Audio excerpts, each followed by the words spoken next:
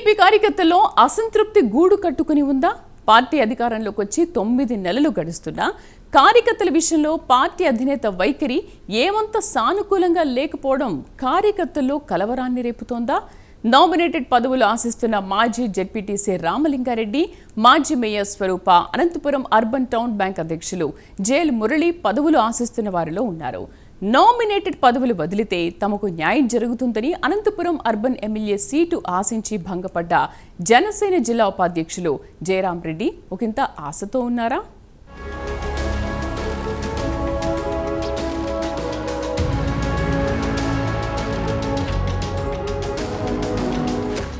ఏ రాజకీయ పార్టీకైనా కార్యకర్తలే మూలస్తంభాలు. వారిని విస్మరిస్తే అధోగతే.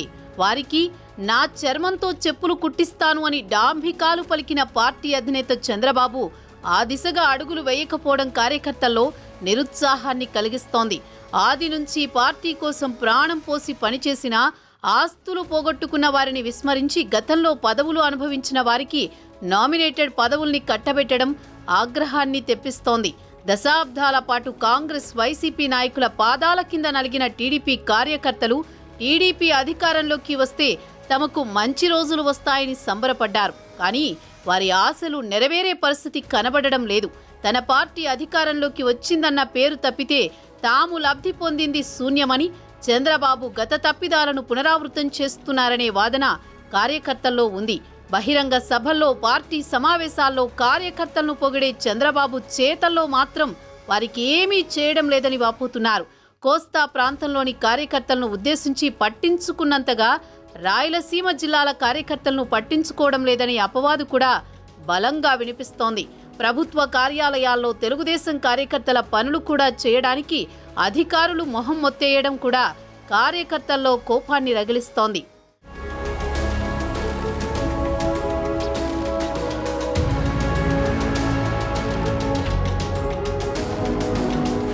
పార్టీ పదవుల పంపకం అన్ని జిల్లాల్లోనూ రచ్చలతోనే జరిగింది. వర్గ విభేదాలు, అసంతృప్తులు బయటపడ్డాయి.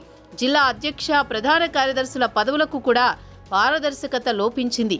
అధిష్టానం కూడా పెద్దగా పట్టించుకోలేదు. అనుకున్న వారికే పదవుల్ని కట్టబెట్టింది. ఒక్క పదవి దొరికితే చాలు అని కొట్టుకుంటున్న తరుణంలో కొందరికి జోడు పదవులు కట్టబెట్టడం కార్యకర్తల్లో తీవ్ర నిరాశను, ఆగ్రహాన్ని కలిగిస్తోంది. దీంతో క్రమంగా కార్యకర్తలు పార్టీపై నమ్మకాన్ని కోల్పోతున్నారు.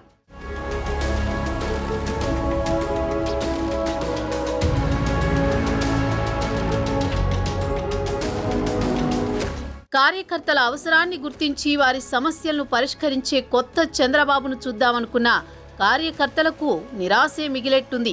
గతానికంటే మెరుగ్గా ఉంటారనుకుని ఆశించి కార్యకర్తలు నిరాశతో ఉన్నారు. అధికారం ఇచ్చిన కార్యకర్తలకు చంద్రబాబు ఏమిచ్చారని ప్రశ్నిస్తున్నారు. ఏ పార్టీకి అయినా కార్యకర్తలే ప్రాణం.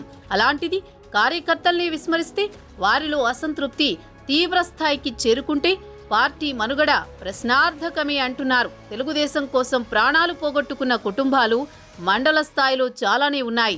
పార్టీ కోసం ఆస్తుల్ని పోగొట్టుకున్న వారు లేకపోలేదు. అయితే వీరి పరిస్థితి అగమ్య గోచరంగా తయారైంది. పార్టీ అధికారంలోకి వచ్చాక వీరికి కనీస గుర్తింపు, పరామర్శ కరువైంది. వీరి కుటుంబాలకు కనీసం పార్టీ పదవులు కూడా దక్కడం లేదు. పార్టీ కోసం సర్వం కోల్పోయి పార్టీ అధికారంలోకి వస్తే ఏదైనా న్యాయం జరుగుతుందని ఆశపడ్డ కుటుంబాలు నేటికి చీకట్లోనే మగ్గుతున్నాయనే ఆవేదన తెలుగు తమ్ముళ్లలో కనిపిస్తోంది.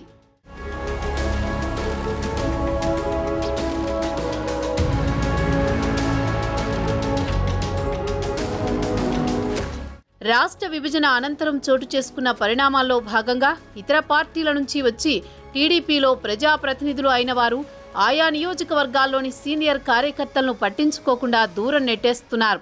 కొత్త పార్టీలో చేరిన వారికి ముందు నుంచి పార్టీ కోసం పనిచేసిన వారి గురించి అవగాహన లేకపోవడమే అందుకు కారణం.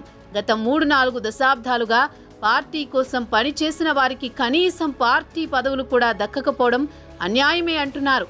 జిల్లా అధ్యక్షులుగా పదవులు చేపట్టిన వారు ఆ దిశగా అడుగులు వేసి కార్యకర్తలను గుర్తించాల్సిన అవసరం ఉందని వేడుకుంటున్నారు. చూడాలి మరి ఏమవుతుందో అన్నది.